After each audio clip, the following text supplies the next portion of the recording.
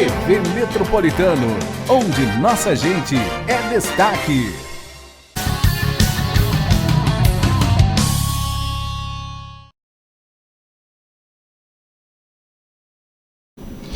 Muito boa tarde, meus amigos. Estamos chegando com o nosso Metrô Esportivo, como sempre, 13 horas e 30 minutos, falando sobre o futebol potiguar, o futebol nordestino, o futebol brasileiro. E olha, ontem nós tivemos Libertadores da América, tivemos os nossos representantes, alguns deles participando ontem. O Fluminense venceu por 2-1, Botafogo venceu por 1-0, Botafogo classificado, hein? Coisa boa, muito importante mesmo a vitória do Botafogo ontem. O Fluminense já era o primeiro colocado do grupo. Tá tudo tranquilo. O Flamengo havia jogado na quarta-feira. O que ontem mais falou, ontem à noite, né? E hoje pela manhã também, nas redes sociais, eu não sei se a Alexandre chegou a ver, foi a história do Gabigol com a camisa do Corinthians. Rapaz, aquele cara não tem jeito não. Ele não tem jeito, é impressionante. O Corinthians jogando com o Flamengo e Corinthians, ele com a camisa do Corinthians. Rapaz, os caras agora querem, como diz outro, tirar o couro dele, né? Mas eu acredito que não dá em nada, como sempre acontece, passa aquela vaselinazinha, tá tudo tranquilo, tá tudo bem. Fazer o quê, né, amigos? Os clubes brasileiros, os nossos dirigentes ainda tem aquela coisa de, não, é meu amigo, ninguém mexe, né? Então é incrível, não muda nunca isso. No nosso futebol, os clubes seguem se preparando, o ABC viajando para Fortaleza, onde jogará com o Ferroviário no final de semana, América e Potiguar jogam no domingo, 19 horas, incrível, né? 19 horas no domingo. Ah, é um jogo de televisão? Não, não é, cara. Não é. Por que não às 16 horas, que é o horário das partidas de futebol, rapaz? É umas coisas que... E o Santa Cruz amanhã já estará em campo, recebe o Souza. Olha, eu disse ontem lá na CBN, vou repetir aqui. O Santa Cruz, se vencer amanhã o Souza, dificilmente perde a sua classificação. E por quê? Muito simples. O Santa Cruz enfrentou, ou enfrentará amanhã, no caso, seu quarto adversário, 4 jogos, são os 4 que brigam pelo acesso.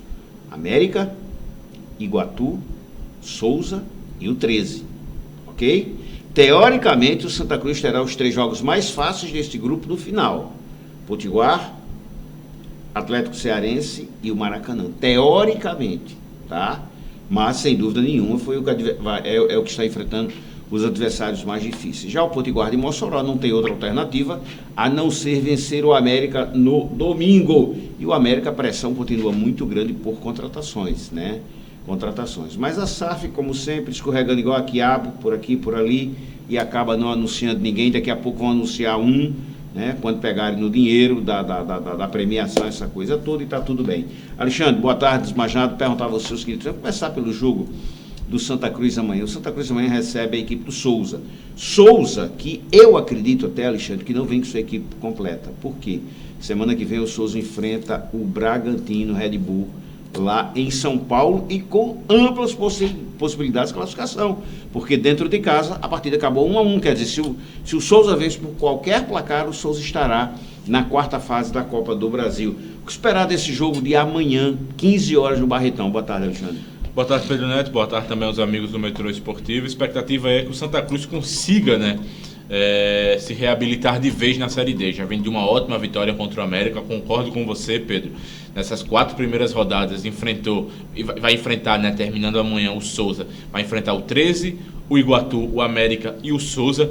4 times que são favoritos no grupo. Então, se o Santa Cruz conseguir vencer amanhã o Souza, dá um passo importantíssimo para a sua classificação, porque, em teoria, depois vai ter, como você falou, Pedro, os adversários mais tranquilos. O Atlético Cearense, o Maracanã e o Potiguar de Mossoró, não necessariamente nessa ordem. Então, a expectativa é que amanhã o Santa Cruz consiga vencer e vencer bem. Vale lembrar que o Santa Cruz, nos jogos em casa, jogou muito bem. Que pese a derrota contra o 13, e ali é o que eu sempre venho falando também na 91 FM com o pessoal da Central Esportiva. Falta ao Santa Cruz aquele quê de maturidade, ou para fechar jogos ou para segurar resultados. Aconteceu isso na estreia, mas deu uma boa resposta contra o América mediante essa falta de experiência em alguns momentos. Vencendo amanhã, se coloca numa posição muito favorável dentro do grupo, porque passaria o próprio Souza, inclusive, chegaria a 6 pontos, o Souza estacionaria com 4 pontos. Como você falou, o Souza tem um confronto dificílimo no meio da próxima semana contra o Red Bull Bragantino pela terceira fase da Copa do Brasil. O jogo em Souza terminou empatado, né, 1-1. Então o Souza, como você falou, tem chances reais de classificação. Se vencer, estará classificado e, quem sabe, segurando um empatezinho aí, levando para os pênaltis. Acredito até que essa vai ser a estratégia do Souza, né? Jogar por uma bola. Quem sabe o Souza não consiga se classificar. Para isso, muito provavelmente, venha com, no mínimo, um time misto para esse jogo contra o Santa Cruz de Natal. Aí a chance do Santa Cruz de Natal de aproveitar essas condições que se apresentam para o tricolor da capital, Pedro. Agora, Alexandre, quando nós falamos de Potiguar de Mossoró, Potiguar vem domingo para enfrentar o América. Potiguar venceu fora de casa a primeira partida, todo mundo se animou muito. Daí chega, cara, para jogar com o Maracanã dentro de casa. Quando eu falo dentro de casa, é em Açu, que é onde o Potiguar está levando os seus jogos. E aí o Potiguar toma uma virada com um detalhe, jogando com um jogador a mais. E depois sai, perde para o Souza por 1-0, um resultado que eu considero como normal. E agora enfrenta a equipe do América. Quer dizer, se o Potiguar perde essa partida, ele dificilmente consegue a classificação, porque aí ele vai ter que brigar agora por 3 vitórias nas 3 últimas rodadas, né, Alexandre? Tem todo o retorno, né, Pedro, ainda, mas é muito difícil pensar em um Potiguar de Mossoró se classificando justamente por esse início... Desculpa, Alexandre, só para não perder o fundamento, você está certo. Na realidade, quando eu falo em relação ao, vamos chamar o primeiro turno, exato, né? Depois aí o Potiguar tem 3 jogos. As 7 primeiras rodadas, né? E depois tem mais 7 jogos. Mais 7 jogos. Mas é difícil pensar no Potiguar se classificando, Pedro. Eu sempre falo que quando você larga bem, você consegue ou manter, ou pelo menos ter uma margem, caso você caia na reta final ali, de ter uma gordurinha para queimar. E o Potiguar de Mossoró perdeu a oportunidade, Pedro. Na primeira rodada contra o Atlético Cearense, venceu. Acredito que não tenha feito mais do que a obrigação. O time do Atlético Cearense é muito fraco mesmo. Rebaixado no campeonato estadual, enfim, um time praticamente amador. E em casa contra o Maracanã era a chance de vencer, chegar a 6 pontos, porque como você falou, Pedro, o jogo contra o Souza fora de casa, perder é normal, é um resultado normal. Então, essa derrota contra o Maracanã faz com que o Potiguar de Mossoró tenha que buscar pontos fora de casa contra um dos favoritos, e aí é muito difícil. Já perdeu pontos contra o time do Souza, né? Acabou perdendo a partida, e contra o América, um confronto dificílimo, mas enxergo que talvez o Potiguar de Mossoró tenha alguma chance, porque eu sempre costumo dizer que eu acho que quando são confrontos de equipes do mesmo estado, eu acho que as equipes se conhecem bem e às vezes os jogos se equilibram, né? E a gente viu isso no campeonato estadual na última rodada do segundo turno, quando essas duas equipes se enfrentaram, e na semifinal do segundo turno. Foram jogos equilibrados, um empate na Arena das Junas e a vitória do América lá no Edigazão por 3-1. Quem vê o placar por 3-1 pensa, foi uma vitória tranquila do América. Não foi. Foi um jogo equilibrado, o time do Potiguar de Mossoró impôs dificuldades ao time do América, mas o América, por ter um elenco melhor, foi mais objetivo, foi mais eficiente quando chegou na cara do gol, pela qualidade técnica dos seus jogadores, que é superior ao do Potiguar de Mossoró, acabou fazendo valer toda essa superioridade e acabou vencendo pelo placar de 3-1. Agora, Alexandre, quando você olha para a equipe do Potiguar, tem bons jogadores, cara, individualmente falando, tá? O Valber, o Wilson, o Giovani, mas essa equipe, rapaz, a instabilidade, ela faz uma boa partida, uma ruim. Por exemplo, ela fez uma grande partida contra o América aqui em Natal, naquele 1-1. Aí vai jogar em Açu, né? Porque conseguiu levar o jogo para Açu, porque fez uma campanha melhor do que o América. Quando chega em Açu, Alexandre, parece que era o América quem jogava em casa. Aí o torcedor espera algo bem interessante, vem o discreto. Agora, no início da Série D, vence fora de casa. Aí vem jogar em casa contra uma das piores equipes, que é o Maracanã. Aí perde. Quer dizer, você não diz assim, eu tenho confiança, ou dá para dizer o que o Potiguar vai fazer na próxima rodada, né, Alexandre? É uma equipe muito instável, né, Pedro? E o campeonato estadual do Potiguar de Mossoró já mostrou, que essa equipe ela é instável. Ela fez um primeiro turno ruim, porque quando começa o campeonato, Pedro, todo mundo apontava o Potiguar de Mossoró como a terceira força. Isso. América e ABC, em terceiro o Potiguar de Mossoró. E não foi isso que nós vimos dentro de campo. No primeiro turno, foi eliminado no grupo em que tinha o seu grande rival, o Baraunas, né? O Potiguar de Mossoró acabou ficando na terceira colocação, teve um primeiro turno muito ruim, muito abaixo, que pese ali, né, ter dividido atenção, ter dividido concentração nas primeiras fases da Copa do Nordeste, né, as fases eliminatórias, a chamada pré-Copa do Nordeste, ainda assim fez um primeiro turno muito abaixo, né? Enfim, acabou perdendo logo na estreia para o Baraunas, acabou ficando atrás de seu rival, se classificaram ABC e Baraunas. No segundo turno, deu uma boa resposta, conseguiu a sua classificação, fez jogos interessantes, teve um jogo contra o Santa Cruz de Natal, lá no Barretão, em Ceará-Mirim, que saiu perdendo por 2-0, virou para 3-2, né? Enfim, 3 vitórias nos 3 primeiros jogos e depois um empate com o América, em que o Potiguar de Mossoró jogou bem e foi superior em muitos momentos naquela partida. Mas é um time muito estável, porque vence fora de casa o Atlético Cearense, todo mundo pensa, agora vai. Chega para jogar em casa, a expectativa é vencer o Maracanã, fazer 6 pontos e já largar bem na competição. E aí acaba perdendo, né? Enfim, a gente tem essa expectativa em cima do Potiguar de Mossoró, porque a Série D do Potiguar de Mossoró ano passado foi uma boa Série D, que pese não ter se classificado, mas foi uma boa competição que fez o time moçoroense. Então a gente esperava mais do Potiguar de Mossoró nessa temporada e o time vem passando por muitas instabilidades. Enfim, como você falou, é um eletrocardiograma, né? Tem jogos em que joga muito bem, tem jogos que joga muito mal, enfim, acaba tendo essa instabilidade e aí acaba sendo prejudicado, porque nessa primeira fase da Série D a gente tem pontos corridos. Pontos corridos requer regularidade.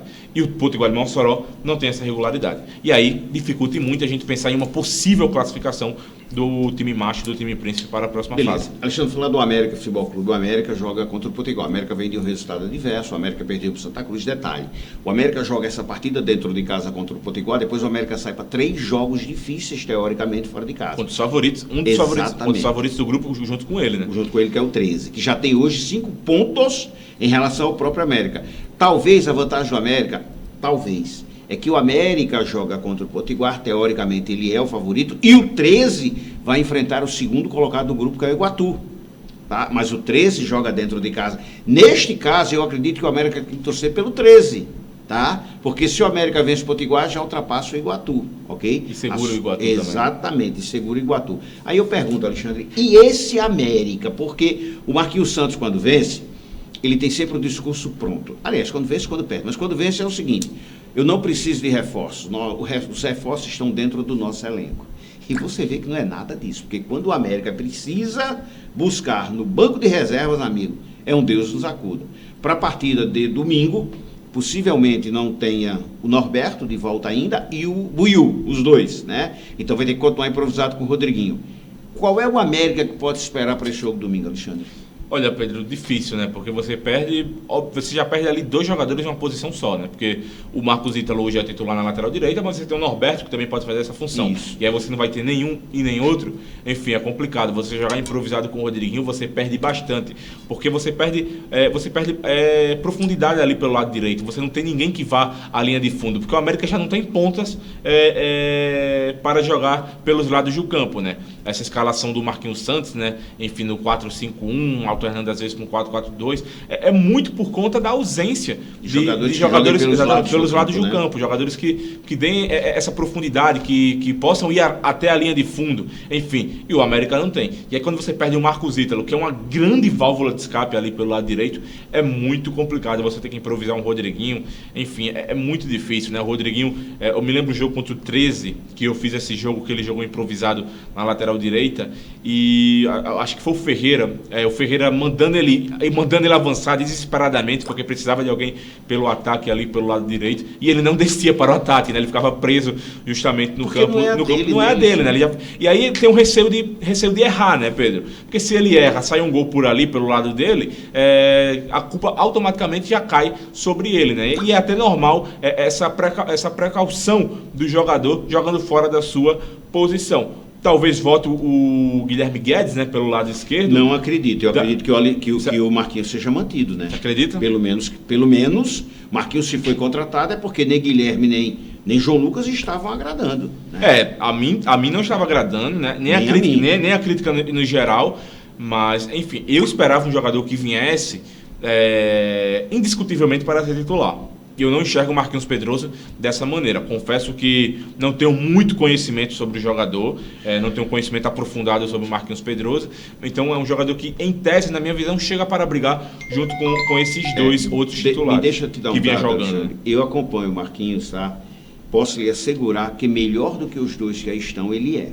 Tá? Agora, lógico, assim como o João Lucas, quando foi contratado, e eu disse que o América tinha feito uma grande contratação, e no meu entendimento fez, mas o João Lucas não rendeu no América Futebol Clube. Exato. Então o Marquinhos também pode não render, tá? Mas dos Em três... tese é melhor, melhor do que dos em três. tese é o melhor tecnicamente ali Exatamente. para a posição, então pode ser que venha ajudar e contribuir muito Isso. para o setor ali esquerdo do América, que a gente sabe que precisa e precisa bastante. Eu vinha comentando que o América precisava de, no mínimo, um lateral direito, porque o Norberto, para fazer sombra ali ao Buiú, porque o Norberto hoje não é mais lateral direito, Não. ele joga como meia, joga como meia pela direita, às vezes até como ponta em determinados momentos da partida. O América precisava de um lateral esquerdo, trouxe o Marquinhos Pedroso, e no meu entendimento, eu sempre venho falando isso, no mínimo 3 atacantes, na minha visão. No Também mínimo, concordo no com você. mínimo 3 Dois atacantes. pelos lados do campo e um nove. 9, exatamente. Tá? Chegou-se Mesmo a assim. especular recentemente aí o Ricardo Bueno no América.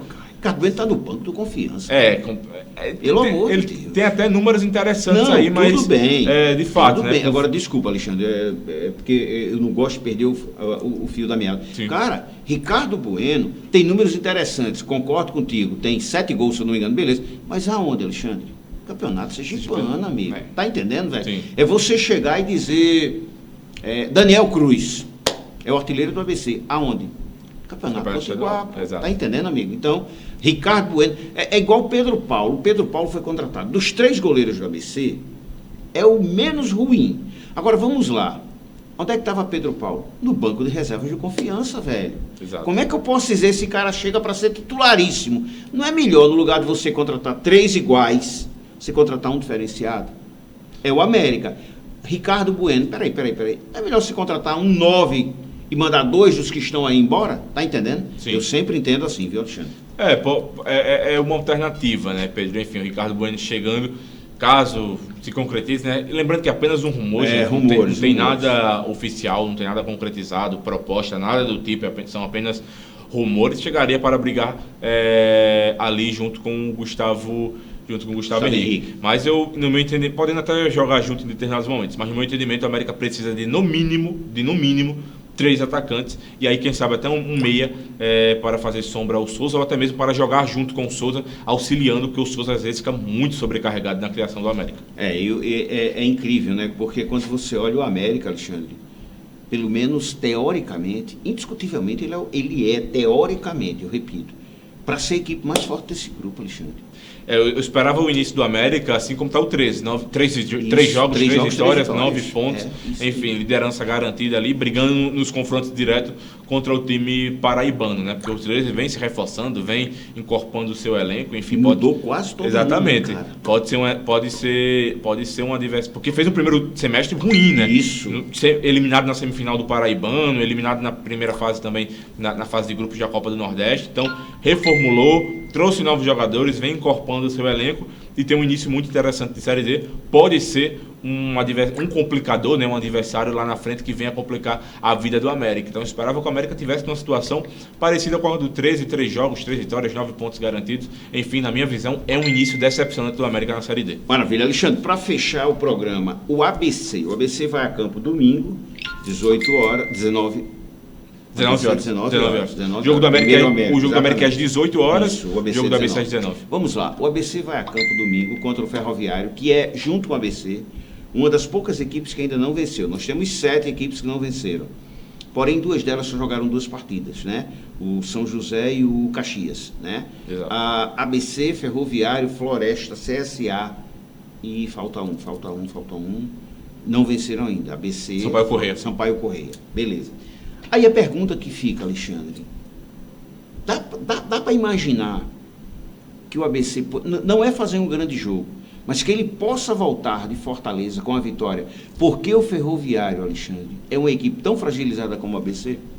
Olha, Pedro, é confronto direto, né? Confronto direto, 2 equipes que tendem a brigar na parte de baixo da tabela, e aí em confrontos como esse você conseguir pelo menos não perder, algo que o ABC dificilmente consegue fazer, não perder, já seria um resultado considerável. Vencendo, então, seria um resultado espetacular, né? Mas, olha, o ABC vai ter que fazer muito esforço aí para conseguir um bom resultado fora de casa, né? Porque, cara, a gente olha para esse elenco do ABC, a gente olha para esse time do ABC, a gente não tem confiança alguma no que pode acontecer. O Londrina vinha mal, o time do Londrina é fraco. Isso. O time do Londrina é fraco. E o Londrina, o Náutico também é fraco. O Náutico é fraco. O Náutico estava 8 partidas sem vencer. Hoje já era 4 empates, 4 derrotas, exatamente. O Náutico fraco.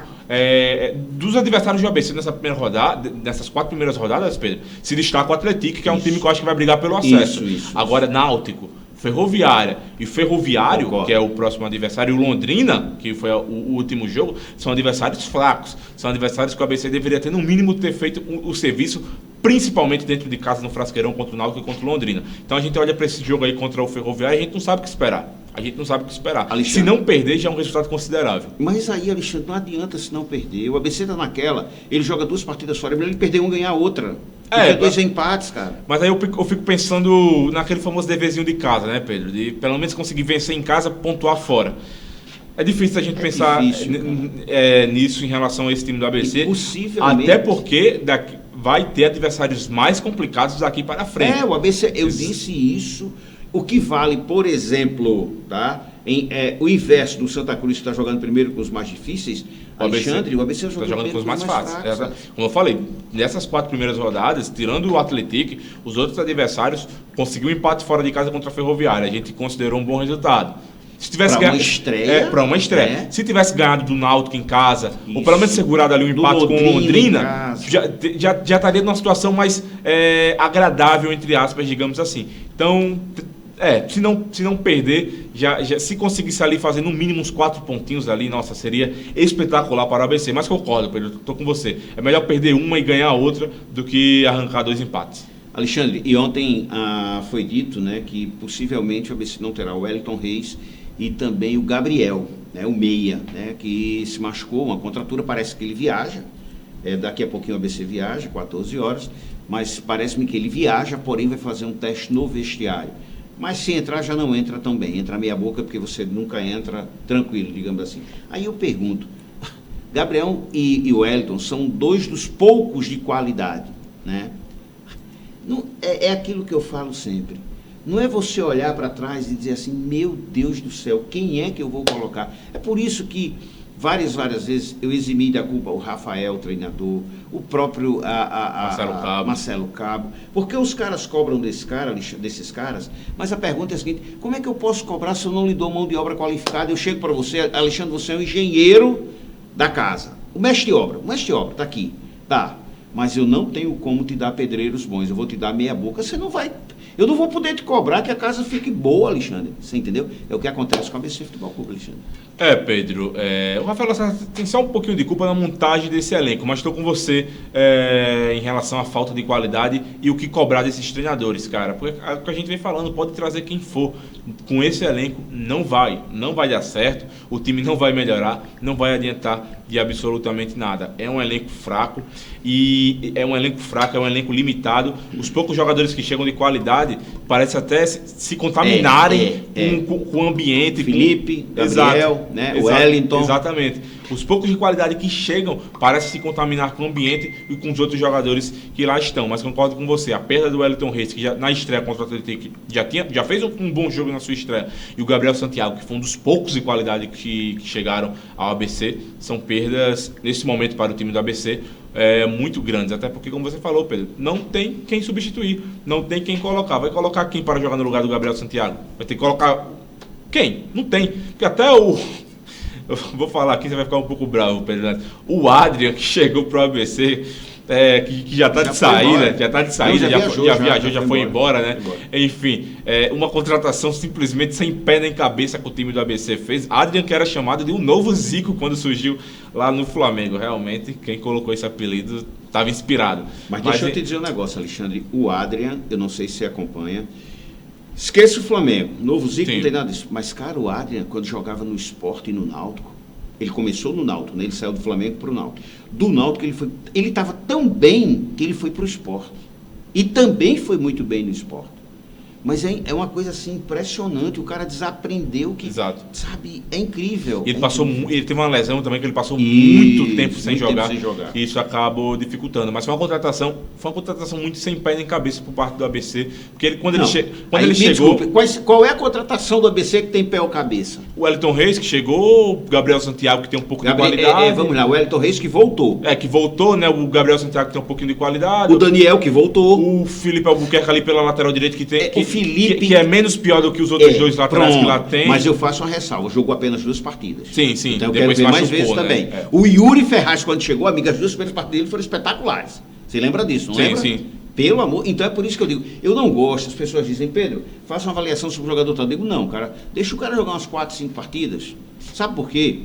É muito interessante isso. O futebol, cara, você tem que ter muito cuidado com isso. Muito cuidado. Porque o Yuri Ferraz chegou, fez 2 partidas espetaculares pelo ABC. E aí? Né? E aí? Então tem outros jogadores foi que muito chegam. vaiado no último jogo do ABC contra o Londrina. Contra o Londrina em casa, né? Enfim. Ele deu um passe que quase saiu o primeiro gol do Londrina quando estava 0-0 ainda. E a defesa do ABC batendo muita cabeça, né? Jogadores brigando dentro de campo, o Richardson com o Pedro Paulo, com o próprio Yuri Ferraz, o Thuram. O Thuram é um jogador que, olha, nesse momento, psicologicamente, é melhor você nem contar. Concordo contigo. É melhor você nem colocar em campo. Eu prefiro o Wesley 1 milhão de vezes. É melhor você nem contar, porque mentalmente, com certeza, o garoto não está bem. E você ontem, não sei se você acompanhou, rapaz, você do ABC tá virada. Rapaz, o ABC tá perdendo o jogador pro Floresta, velho. Tem cabimento. O Ícaro, né? O Ícaro, cara. A única explicação plausível é o fato do Ícaro ter trabalhado com o Marcelo Cabo no Remo. Porque não, de resto... Foi isso não. Deixa eu te dizer o que foi quem... Eu também pensei que tinha sido isso, mas o Alisson Bala, que é o repórter nosso lá da CBN, explicou. É porque o Ícaro informou o seguinte, ele já tinha dado a palavra à Floresta. Tá? Sim, então, sim. Ele não quis, de jeito nenhum, chegar aqui. Não, essa informação eu tinha visto. Isso, né? O ABC chegou depois que o Floresta, que ele já tinha essa palavrado então, com o Floresta, mas aí eu acho que teve o dedinho do Marcelo Cabo também na chegada do Ícaro ao time do Floresta. Maravilha. Alexandre, muito obrigado mais uma vez. Sexta-feira aí, que nós tenhamos um final de semana bem tranquilo, de muita paz, e que os nossos clubes possam, né, virar esse jogo. Tem 3 finais de semana consecutivos que nós temos apenas 25% de aproveitamento.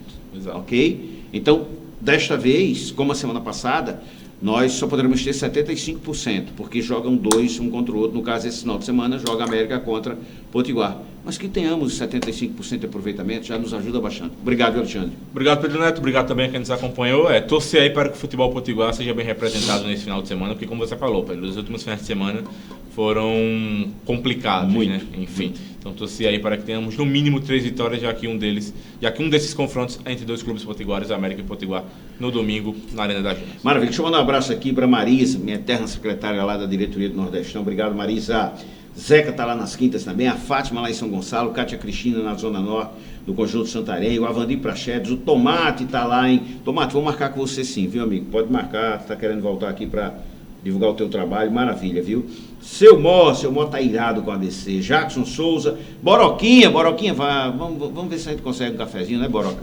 Grande abraço, Boroca, aí na Câmara Municipal, Manuel Belo, meu companheiro de Tribuna do Norte, 12 anos... Meu amigo Josemar, companheiro de economia na UFRN, torcedor do Alecrim. Eu não esqueço não, viu, amigo? Tá vendo aí, ó? Ailton Medeiros, grande botafoguense, mandou logo cedo meu Botafogo venceu. Beleza, Ailton. Ailton é um dos maiores jornalistas que eu conheço. Eu gosto muito, cara, porque ele diz o que ele quer, o que ele pensa e deixa os cabas irados. Venceu e se classificou. Se classificou nas oitavas de final da Libertadores. É verdade. Herta, grande cantora. Um beijo, viu, Herta? Sucesso, parabéns, viu, minha amiga? Hernani, Carlinhos e Savinho lá no 668, muito obrigado. João Batista e Macaíba também. Marcos Luzia e Búcio Luzia. Marcão não teve coluna hoje. Marcos, 4 horas da manhã ele me cobra coluna, mas eu respondi a ele. Hoje não teve coluna, amanhã volta normalmente, viu, Marcos? Tranquilo.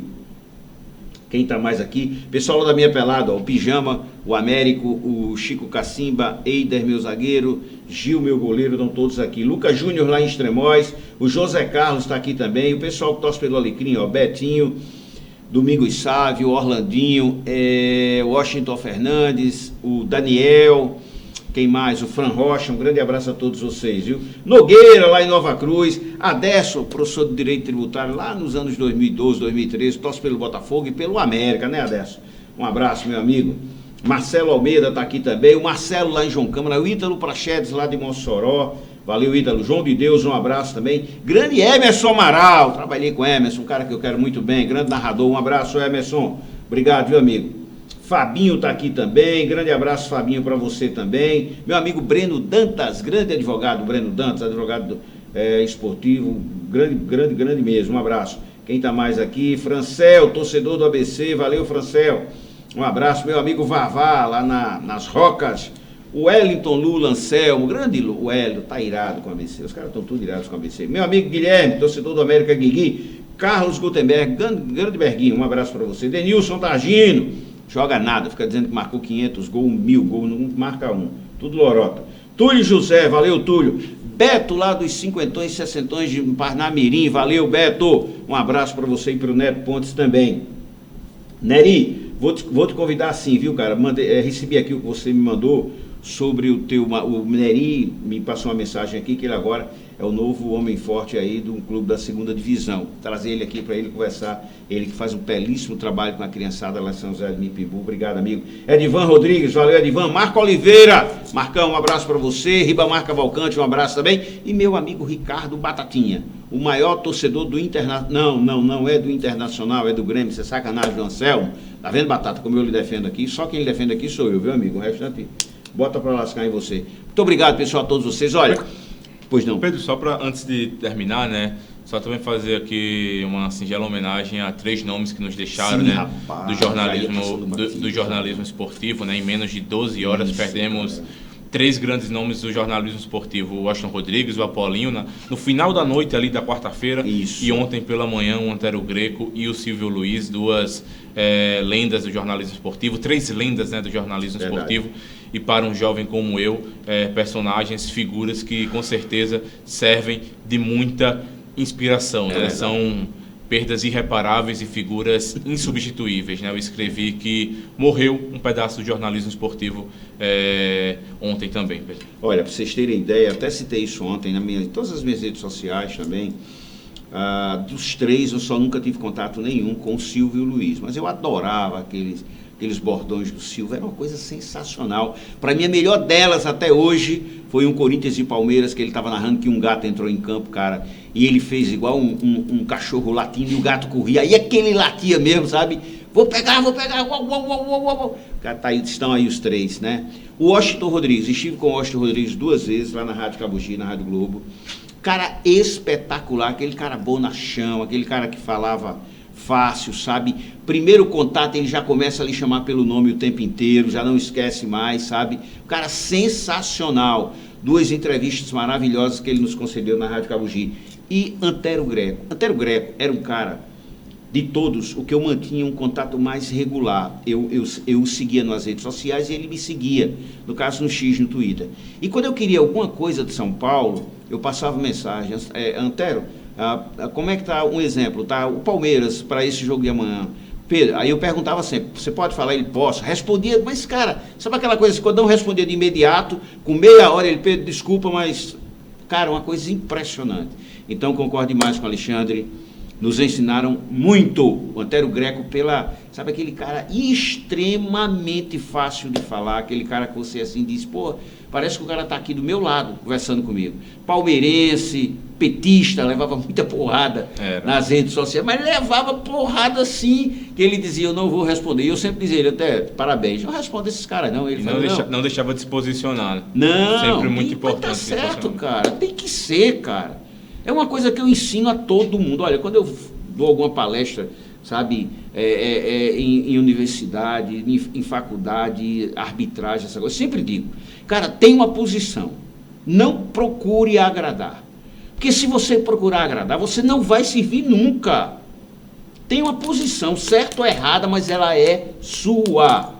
Lá na frente eu estava errado, não tem problema nenhum, Alexandre. Amanhã chega o pai: desculpa, eu tive aquela posição ontem, mas eu dou todo dia 2 exemplos, 2 meus. O primeiro deles, Leandro Campos. Não sei se Alexandre já acompanhava futebol. Quando Leandro Campos foi contratado, eu vim para o meu blog, para a minha coluna da Tribuna, mas cara, eu descasquei. Pô, como é que vai ABC? Um clube de massa. Traz um cara desse, um cara que ninguém conhece, um treinador que só treinou o clube da 2ª divisão.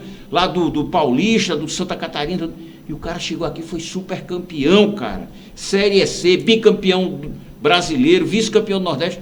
O que é que eu tive que fazer? Me desculpe, Leandro. Porra, parabéns. Até porque é merecedor. Não, isso não me deixou menor, não, pessoal. De forma nenhuma. Tanto é que quando o Marchiori foi contratado, todo mundo me perguntava, e o Marchiori? Eu digo, não conheço, mas não vou cometer o mesmo erro que eu cometi contra o Leandro. Me deixa ele. E o cara fez um trabalho espetacular. Tá certo? Então tenha sempre uma posição, pessoal. Política, religiosa no futebol. Tenha. Vocês estão começando, tá? Quando o pessoal da UNP me convida tudo, eu sempre digo aos meninos lá que estão começando, tenha uma posição. Agrade ou desagrade, não importa, mas ela é sua. E um detalhe, quando você errar, diga, o erro foi meu. Não faça como os babacas que tem aí, que quando erram foi porque o cara entrou no Twitter dele, no Facebook dele, no Instagram dele, não sei, tudo mentira. Tudo mentira. Diga assim, o erro foi meu, peço desculpas aqui aos meus leitores, meus telespectadores, meus ouvintes. Você pode ter certeza que você sai muito maior. E eu digo isso porque eu cometi o maior erro da minha vida como jornalista. E hora nenhuma eu disse que a culpa foi de ninguém, a culpa foi minha, o erro foi meu, e ponto final. Então, Antero Greco, principalmente o Antero, principalmente dos três, era o cara que tinha posições mais firmes, mais fortes. O Apolinho era aquele bonachão, flamenguista, tudo, e o Silvio Luiz um gozador. Mas são três caras que marcaram a nossa história. Tá bom, pessoal? Muito obrigado, um grande abraço e amanhã nós voltamos. Amanhã nada, amanhã só se Alexandre voltar sozinho. Segunda-feira nós voltamos para falarmos mais sobre futebol, principalmente sobre a rodada do final de semana. Um abraço a todos e às 18 horas eu volto com o nosso Nordeste News. Até lá.